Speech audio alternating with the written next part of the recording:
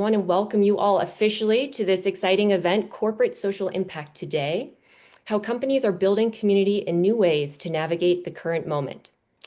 I'm Emily Rasmussen. For those of you who don't know me, I'm the founder and CEO of Grapevine, and we really couldn't be more excited to be hosting this meaningful conversation at this time in particular, and truly more thrilled with the response. It's incredible how many people have RSVP'd to this event, and it's just really wonderful to see this topic resonating so deeply across our sector.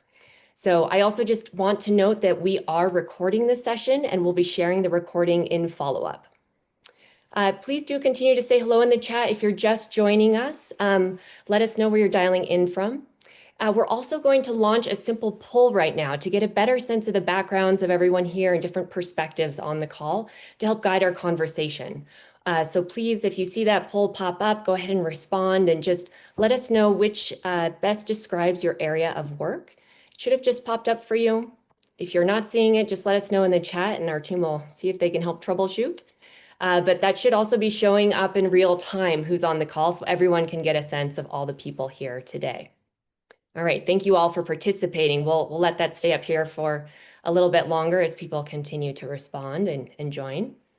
But before we get started, I do just want to do a simple introduction to Grapevine so you really can get a better sense of why it is we care so much about community here.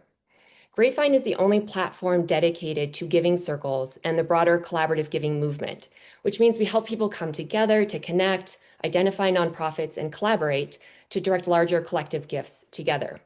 We've really brought this grassroots giving movement online to make it easier for anyone to find and join a group or start their own.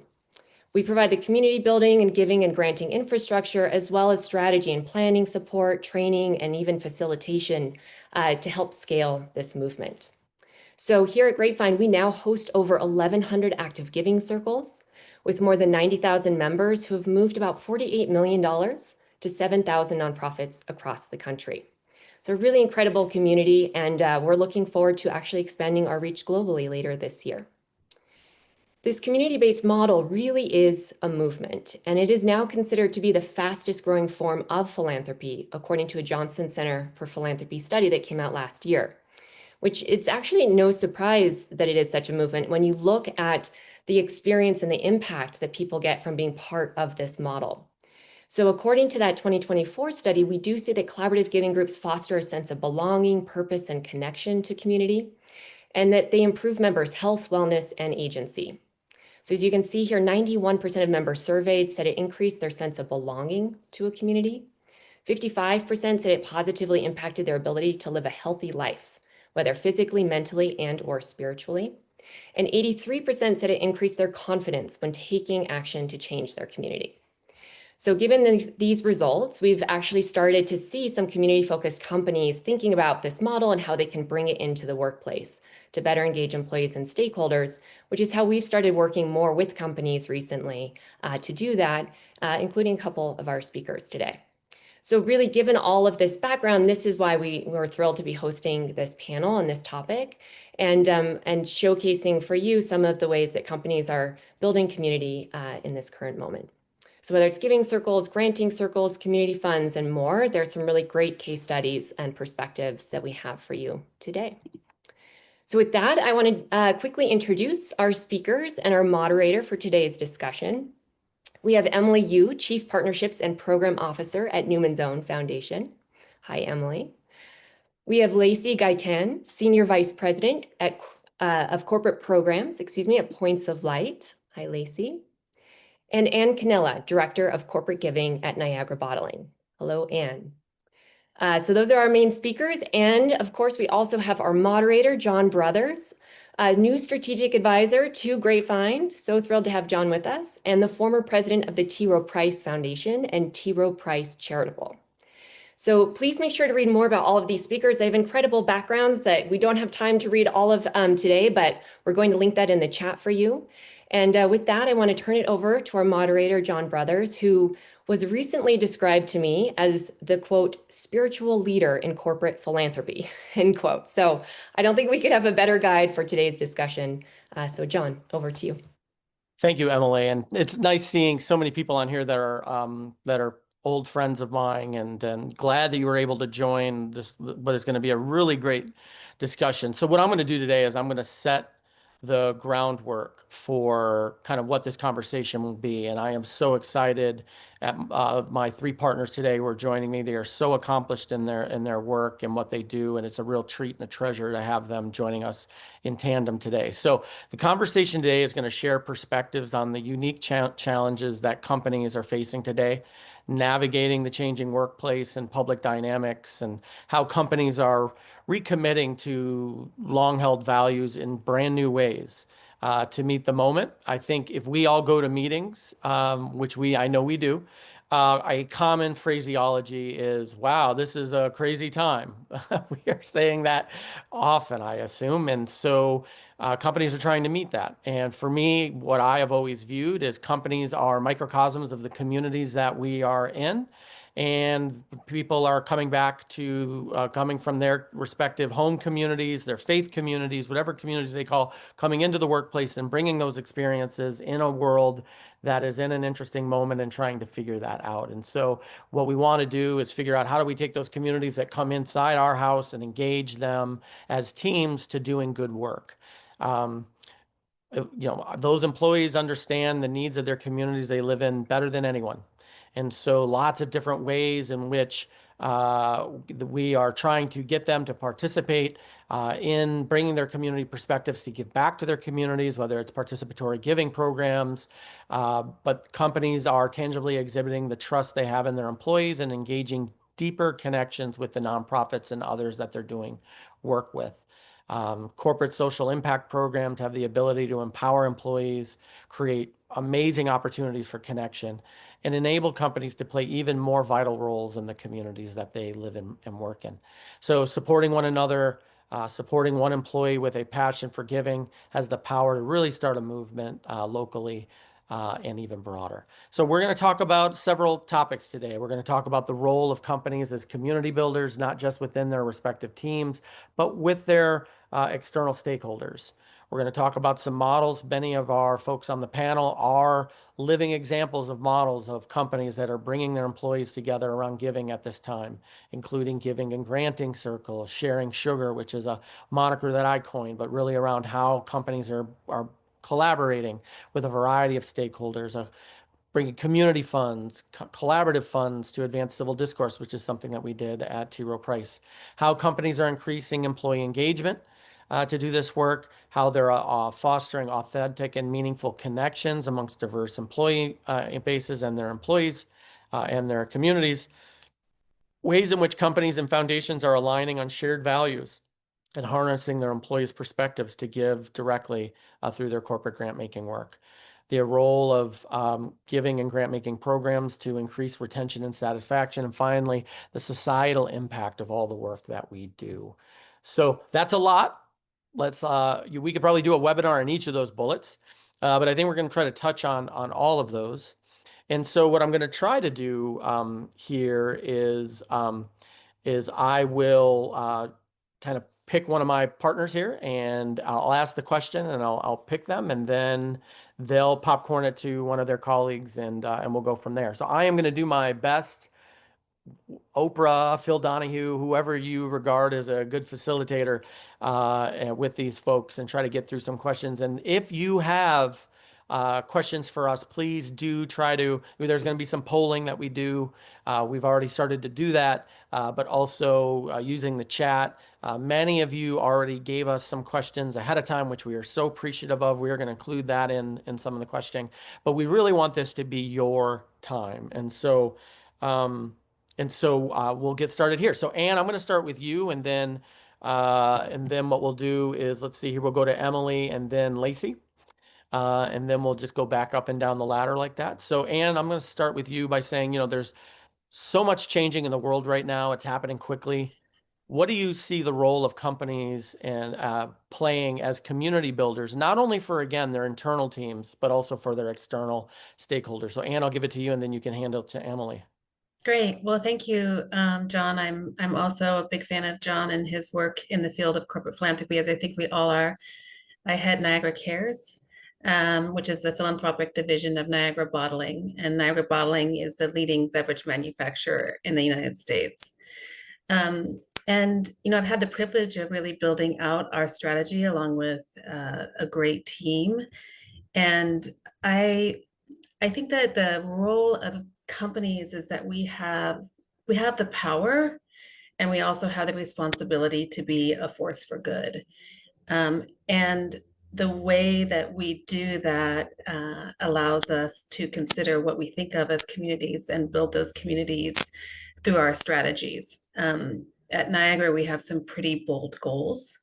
Our philanthropy is set on planting 1 million trees in the next few years, restoring 1 billion gallons of water, diverting 2.5 million pounds of trash from entering the ocean, and feeding 150,000 people for a month. These are our big external commitments. We use these as rallying cries, both externally and with our team members. And one thing that's, I think, been really important, and actually Grapevine has been really helpful with this, is democratizing the way that we do our work. So we can begin to build communities first with our own employees and team members by allowing them to take on pieces of our strategy, and also augment that through things like giving circles and budget that they can use on their own, and incredible volunteer opportunities. So I'll leave it at there, and I'll pass it along. Great. Thanks, Anne. And thanks for the tee up, John and Emily. For Newman's Own Foundation, and just to be clear, I'm here representing the foundation, not the food company, which the foundation is affiliated with / owns. For us, when it comes to what does it mean to build community, how and what is our role, I love where Anne's coming from, and I'll add to that. This group, in preparation, we were talking and referencing, for example, the Edelman Trust Barometer that comes out annually, and the fact that corporations and businesses globally are, by a large margin, actually, the most trusted entity in terms of comparison to government, to even nonprofits. Business comes in first in terms of most trusted. And so, and I encourage you to look that up if that's of interest to you, to find out more, because it's got a lot of good stats and details about why that is. And so when we translate that sort of trust and that care and that accountability at Newman's Own Foundation, we're really honoring the fact that the consumers really are our donors. So I'm here to attest 100% of the profits from Newman's Own products really do come over to the foundation at the end of every year. And so we're really proud, and we are aware of the responsibility that we hold with the consumers that trust our products, and that through their purchases allow us to support nutrition education, school food, Indigenous food justice, and children, camp experiences for children with serious medical conditions. And all those are in legacy of Paul Newman and what he started back in the 80s. So, for us, when it comes to building community, next time you go into a store and you look at the back of a pizza box or on the popcorn or cookies, you'll see grantee stories. These are real stories, real photos of grantees. And the call to action is to give with us, to support and engage with these grantees in your community in the way you see fit, and or through these on-ramps that we provide as well, including Grapevine, which we're really excited about because it gives us a direct touch point to consumers and allows this Give With Us theme and platform to become real and to take shape. Lacey, over to you. Thanks, Emily. So as was shared earlier, I work for Points of Light, which is a nonprofit organization whose mission is really to inspire, equip, and mobilize people to volunteer and make change in their communities. When we partner with companies to be able to do that, we are really trying to help them understand that volunteering is not just a nice to do, it's a necessity. It's a necessity for the communities that they are serving. It's a necessity for their employees. And those aren't two separate groups. Employees are a part of the communities that you are serving.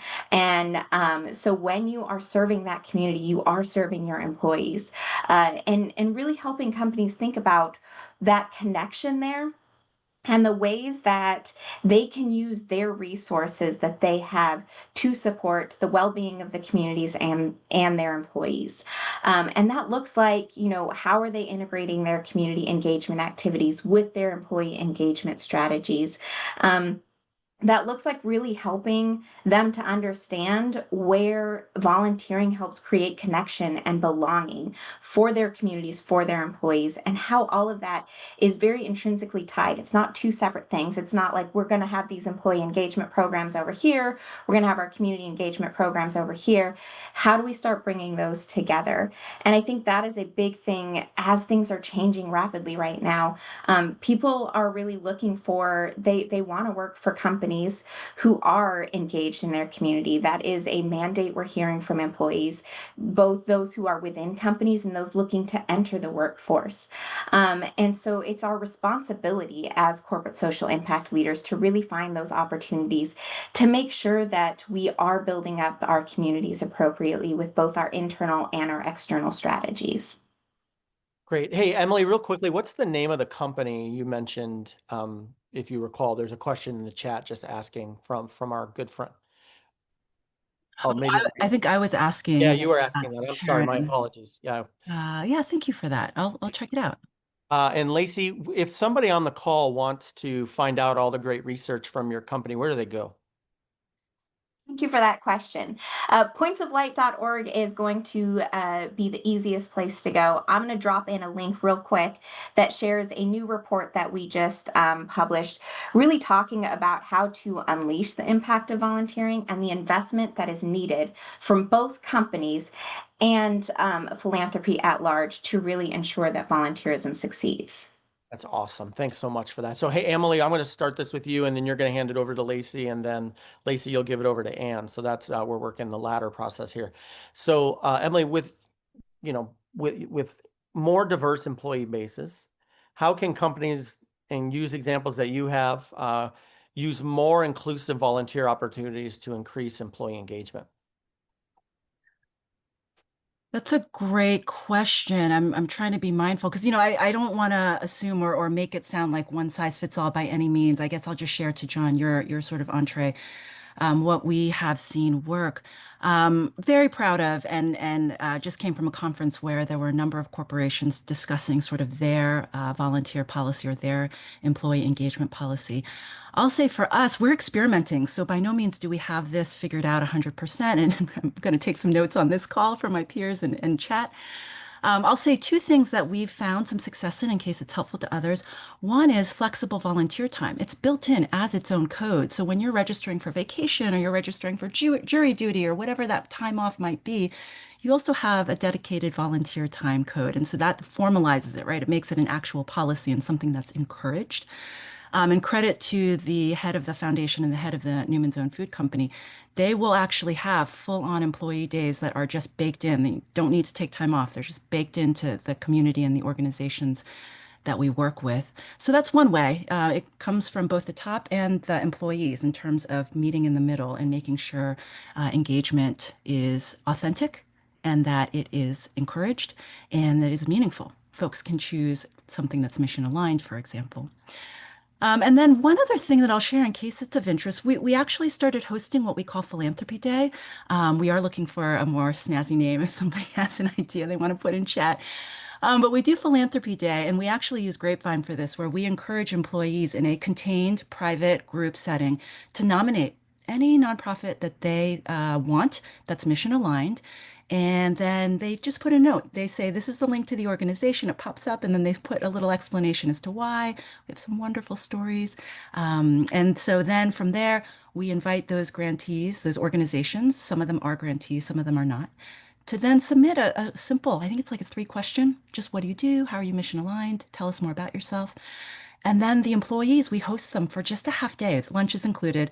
And we do a little half day activity where we actually, as teams, cross teams, foundation and the corporation, the food company, we sit together and we actually get to talk about the applications and talk about the mission alignment.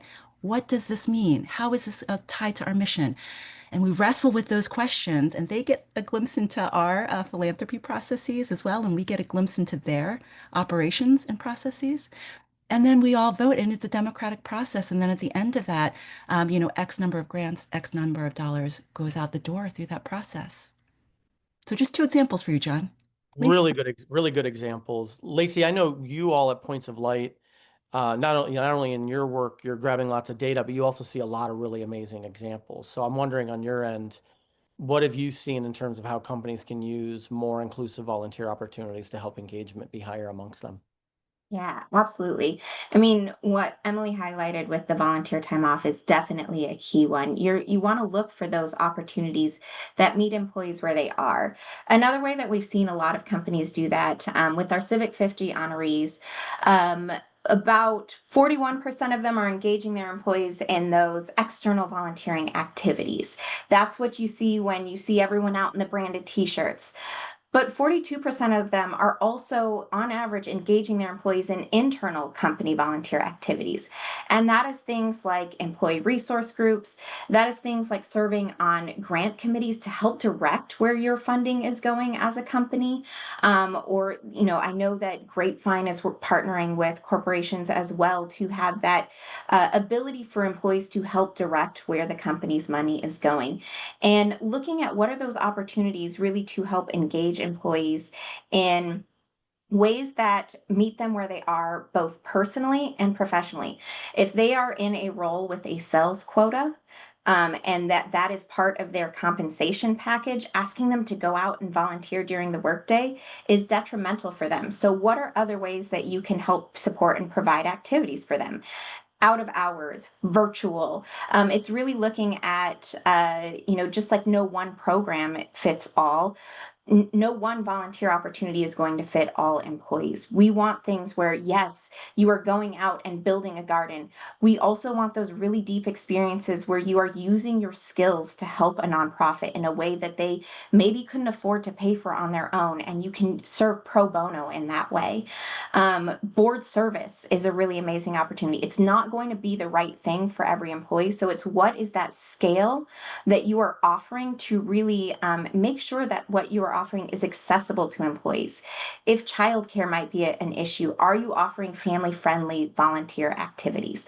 All of the different ways that you can really think of what can you make available. And if those aren't within your reach, I'm going to go back to what Emily shared, that volunteer time off, where you can just make it available for them to choose how and when they do it on their own, is vital. That's great, really great. And Anne, I know you all work in these areas, obviously, in terms of trying to use volunteerism to increase employee engagement. And talk a little bit about the good work that you do on your end. I mean, we do, I was just say +1 to everything that Emily and Lacey said. We democratize pieces of our philanthropy and provide virtual and on-site and internal and external. We try to attack it from all areas. But I just will add a couple of additional points. One is, we have a really incredible disaster relief programming or rapid response programming, where our product actually is helping during times of when people really just need it the most. They really need and are hurting and need help. And so, I think that when we talk about times like these, it's, what we see on the ground is that communities are sort of the bedrock of change, and that kindness still exists at the community level. It exists at all levels, but really we see it day to day. And we think about these opportunities. There's two. One really is this disaster relief, which actually is leveled up to kind of a rapid response program. The other is we have an incredible program with Feed the Children, which is, we call them resource rallies, where we go into the communities and we feed 400 people to 800 people for a month. And they're very impactful programming. We have to get 40 to 50 volunteers out for every site. And I think one thing that organizations can do is they can, and we're trying to do this more and more, is they can pause after any of these events because they're emotional, they're hard. When you're reaching into somebody's car and clearly their dogs live in the car with them, and they have they're in very clear distress in their life. Having a moment to pause and get feedback from your volunteers, I think, is a way to transform that experience for them and allow them to become ambassadors for other people. And so I'll just add that one thread, which is volunteering doesn't need to be transactional. It isn't about, and sometimes we can think about that, like, okay, we need to get 50 kits out the door, but really what we're trying to do is reach into someone's life on both ends, change the volunteer and make a change in the beneficiary. And I think keeping that thread alive is really helpful. And thank you so much for that. Super helpful. All really great answers. So we're going to talk a little bit about trust-based philanthropy, although a lot of what we're talking about is not necessarily philanthropy, the act, the kind of the mechanics of giving, but developing trusting community. And so when, for me, when I was at TRO, we really started doing trust-based philanthropy before that was a word. We called it the how. But we called it trust-based social good because companies bring more to communities than just philanthropy, right? And so, as for us, as we took leadership in that movement, our work was in that movement was to trying to work with companies on thinking through that. But the idea is that you could have trust-based philanthropy, but then you could have employee giving programs that actually don't step into community with trust-based principles, and that could be asserting power dynamics in the way in which employees are entering in communities in a variety of other ways. And so, what I'm interested from you, and then maybe I'll finish us off, and Anne, actually, I'll go to you, and Lacey, I'll have you finish. Well, we'll go Anne, Emily, and Lacey, and then I'll finish up as well. But what I'd love to know a little bit is kind of what is the role of trust-based social good in employee giving, and how can a trust-based approach contribute to building community and foster alignment around shared values between a company and their community? Yeah, I think that trust-based philanthropy, and I'll add what you started to talk about, John, which is power sharing, is absolutely essential. It is how we approach all of our giving. Doesn't mean we're not asking for, some metrics or reporting at the end of the year. But we always kind of have this, what I say is like in it to win it with you mentality with our grant making partners. So we go a little bit farther, I think, than maybe some corporations do. We are very intentional about sharing access to our network. So who do you want to connect with in our network? What other corporations? We've had sessions where we've sat and just had our LinkedIn profiles reviewed and had our grantee partners say, I haven't connected with that person, I haven't connected with that person. We host for our granting partners fundraising dinners throughout the year. So we're very intentional in those partnerships. And I think that bleeds into how we even approach our plants. So our plants, we have 50 plants across the United States. Each of them has their own budget, and we have this sort of what we call freedom within a framework approach, where, they have philanthropic money that they can spend locally in that community, and then they engage. And there's something about that ownership also. So I guess I would answer it in 3 ways. One is, yes, trust-based, but it's not enough, in my opinion, to just trust. You also have to share the power that you have and work on those power dynamics together in ways that you're giving into the relationship substantially. And then 2, if you have affiliates and or other regions and you're the head of that program, it feels sometimes maybe uneasy to let go of funding and trust others, but boy do our colleagues make us proud with the money that they spend on behalf of Niagara Cares. And that I think that it's, so I would say it's, yes, it's trust, but it's trusting everyone, right? Not just sort of granting partners, but others that are in your orbit. That's great. That's awesome. Emily, how about you? Great. Thanks, Anne. I'll echo Anne +1 to that. It was such a succinct framing of the need and the opportunity that really presents itself when, whether you call yourself a funder or a corporation or any other entity that is working with and alongside a community, that sort of definition of and framing of that relationship with the community. And so for us, it's really a with, not for, sort of, if I can generalize that, with, not for approach. Because, for the folks on this webinar and who might watch this recording later on, I think all of us at some point have stopped and been like, why? Why are we asking this question on this application? Or what do we hope to learn?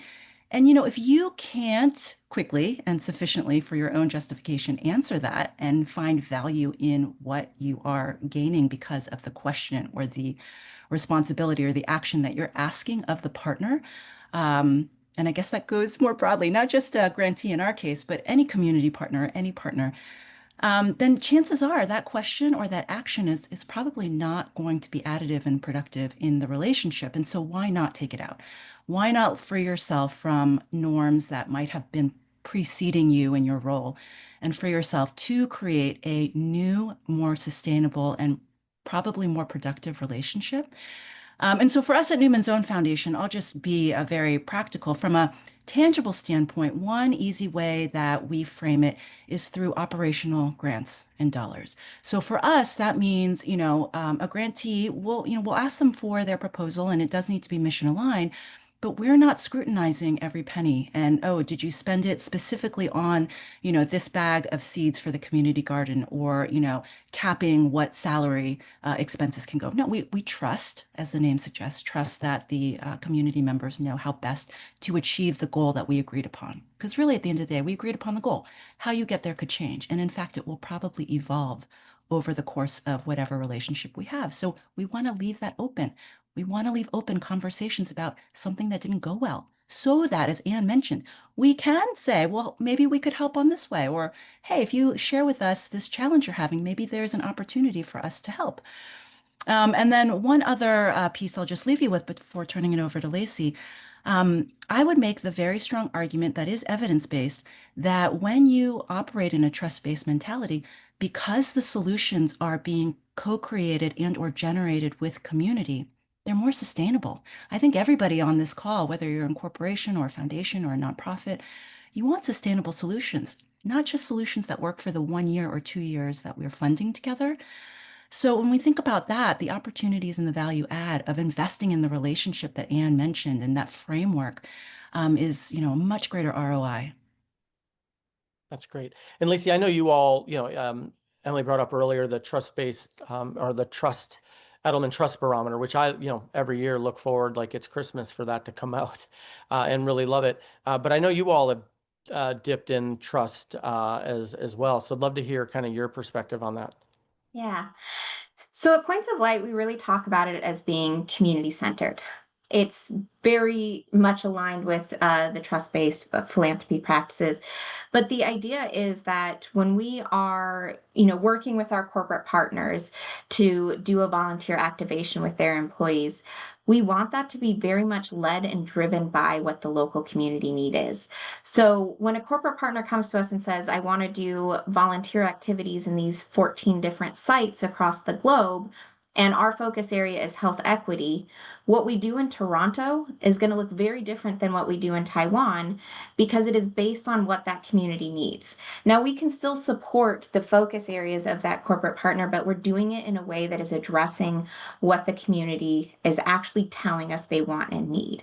And we do that through our global network of local affiliates. So it's not me, Lacey, saying, oh, this is what Toronto needs. No, we have someone locally on the ground who is helping us source what that project and that activity is to really help serve those local needs. And then also, explaining that to the employees, like, here's why we're doing this volunteer project. Here's who it serves, what it's for, what the outcome is intended to be. We also look at it where we have partnered with other corporate partners through our consulting work to help develop a community engagement playbook for their team members. And what that looked like is, knowing that they had team members wanting to go out and do things in the community, their social impact team could not source and support them all. So how do they make sure that when those employees show up in the community, they're showing up in the way that is respectful to that community? So it's providing some of the guidelines and knowledge and learning that many of us have learned through corporate social impact roles, but maybe not everyone else does know. Instead of saying, hey, I'm going to come in and volunteer for your youth organization at 11 a.m. on a Tuesday in October, where are the youth going to be at 11 a.m. on a Tuesday in October? They're coming in and they know to ask, hi, we want to work with your nonprofit. Here's our parameters. What are yours? How can we work together? So really developing those guidelines that they could then give to their employees to know how to approach the community if their social impact team couldn't do it on their own. But the idea is really focused on how do we ensure that what we are doing is serving a community expressed need, not one that we think is needed. That's super helpful. Thank you so much. So I'm really excited about this next question. I mean, I've loved all the questions that we've been on, but I'm starting to get into some of the questions, the pre-questions by folks here on the call. And we got a number of folks saying, how to partner with companies. And so what I wanted to do was really reverse that question and have you all talk about, and Emily, I'll start with you. Lacey, you might answer this to say what partnerships that you've seen within your network that you've noticed has been really special, or something else. And then Anne will end with you. But the question really is, talk about the partnerships that you have that are most dearest to you. What are they? What makes them so special? I think that's a better way to kind of think about how to partner with communities, or companies partnering with communities. So Emily, we'll start with you. Sure. I'll be brief. And again, I'm speaking on behalf of the foundation, but I'm happy to, funnel people to the food company side if that's more of interest on social impact. But for the foundation side, I will say we've run the gamut. We have fielded questions or inquiries from the general inbox off the website with people with creative suggestions, amazing ideas, and followed through. I mean, everybody gets a response. We'll follow through. We just need to figure out if there's mission alignment, if there is capacity, and if, the shared goals in that make sense for what we're doing, just like any organization in terms of forging a partnership. We have the added layer of, usually there is some sort of request for either funding or some sort of resource generation on that. So we sort of do a calculus and figure out if there's a good fit, if there's mission alignment, goal alignment. And if so, we'd certainly love to make a creative partnership work. The real answer, though, I'm going to sort of go between the lines on that before turning it over. Most of the time, this comes through relationship building. We were reminiscing a little bit. I'm going to drop 2 links in there of 2 grant opportunities we have open. I saw there were a lot of nonprofits on that answered the poll at the beginning. So we have 2 grant opportunities open right now. And I'll say one of them came about. We had been talking for about a year and just circling around like, what about this? What about that? And, just kept each other in one another's orbit. And then, as fate would have it, came across mission alignment, goal alignment, and resource alignment at the right time. But it wouldn't have happened had we not made the effort to keep in touch. If we had just been, this isn't going to work the first, second, third time, we would never have gotten to that final sort of alignment that made one of these grant opportunities I'm going to share possible. So that's typically how we work on the foundation side and forge our partnerships. That's really great. Lacey, how about you? I think, and then we'll finish with Anne. Is that how we did it? Yep. Yeah, so Points of Light is a 501c3 nonprofit. So you'd probably think that I would say that our most valuable partnership is a corporation. It's not. It's actually our global network of affiliates. These are nonprofits and NGOs around the globe who are focused on volunteerism. And they are our bridge between the companies that Points of Light is partnering with and the nonprofits on the ground who we are serving. And without their expertise, their knowledge, their support, we wouldn't be able to do the work that we're doing. Points of Light can't be everywhere. We need to really know and understand what the need is in those communities. And we do that through our global network of affiliates. And so they are the partnership that is so key to us being able to deliver on community-centered volunteer efforts around the globe. We cannot do it without them. And it is very much, to Emily's point, relationship-based. Like, we have to trust each other to do this work well. And those relationships have been built over years, but it's truly what makes Points of Light so successful. It's awesome. And Anne will finish with you on that one. There, trying to get off on mute. So I'm going to talk about one of our favorite partnerships and why it works for us. We have now a 2-year relationship with Arbor Day Foundation. And, there's a couple things that I think make it very special. One is, where our focus is on conservation, environment, and climate change. We're working on product circularity. We're working on recycling. So at the national level, we're doing a lot in that space. And just, I'll say this to anybody that will listen to me, trees are superheroes of climate change. They do so much more than capture carbon. They also increase civic pride. They support mental health in communities. They provide a canopy of green. They build a legacy. Like, it just goes on, right? But Arbor Day Foundation is special to us, both because of what they represent, which is the planting. We planted nearly 200,000 trees last year, and we have this mission to plant 1 million. But also because of just their creativity and their ability to reach into the communities. So while, all of our plants have local community partners that they're working with, we're able to come in with an organization like Arbor Day Foundation and basically allow them into all of those communities as well. So similar to what Lacey is talking about in that model, they have a similar model, but it's tree planting organization. So they're able to scale at the level we need. And for us to have a national partnership, we need that scale. So that rules out a lot of sort of smaller organizations. Those we send to our local plants wherever appropriate.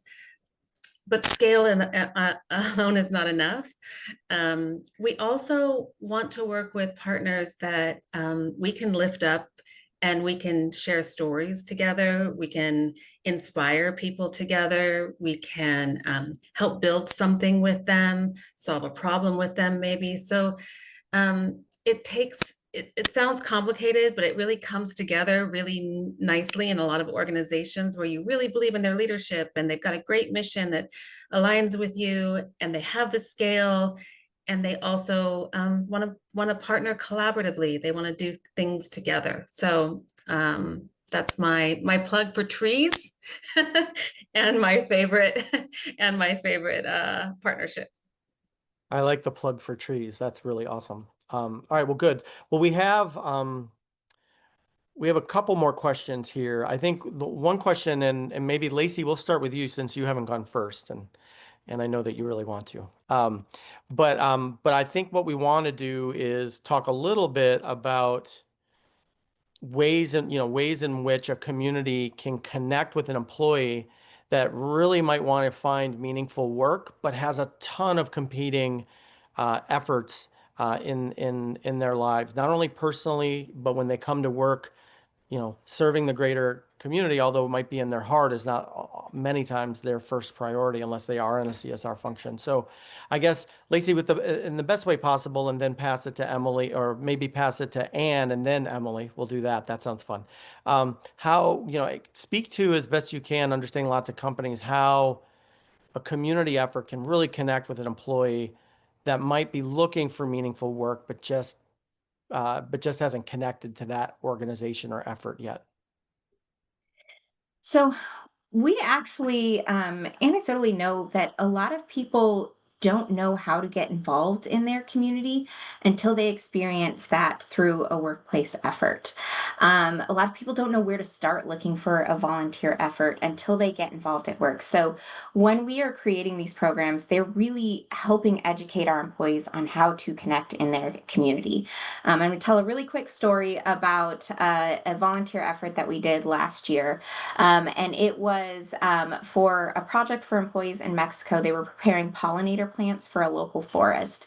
And they were given a tour of the forest ahead of time to explain the impact of the work that they were about to do. And after the project, one of the employees shared with us, like, I'd been to this place before, but I didn't understand the significance of what that forest did for the community and how that forest and the work they were doing there is helping preserve water for their community. And so those opportunities, those moments where you can really not just like, hey, we're going to go out and do this volunteer activity, but truly explain the impact and then give your nonprofit partners that opportunity to say like how else those employees can stay engaged and follow up with not just how else those employees can stay engaged with that organization, but ways that the company can support them in doing so. Do you have a volunteer grant program? Do you have a matching gifts program? Not everyone has the time, but they may have the financial resources. They may not have the financial resources, but they may have the time. So how are you making sure to connect that in not just we're going out today and doing this really fun group team building activity, but helping them understand where their role is in engaging in the community ongoing. Awesome. Emily, I think we're going, or Anne, we're going to you. Is that right? I forget which one I Yeah, said. that's fine. Okay. Look, I think, either, our employees or people that are in the community and yet to be our employees, I think one of the magical things about philanthropy is its power to drive collaboration. And so when we do our resource rallies in the community, we're partnering with other for-profit companies. We're bringing Amazon over with us. We're launching things that are with multiple partners, coalition building. And there is some magic in that allows the community to see you in a different light. So when two private companies or two private sector organizations are working together to feed the community, it becomes something bigger than us going it alone. So I think that I'm just taking it from the external standpoint. And then, Niagara is a company that doesn't require a college education, and you in your community could have up to a $200,000 career. It's hard with manufacturing sometimes because people think of it as something different than what it actually is now, which is highly technical and great for engineers and others. So we've taken a step of creating scholarships in our local communities that are often don't have career pathways. So we partner with nonprofits and local schools, local community schools, vocational schools.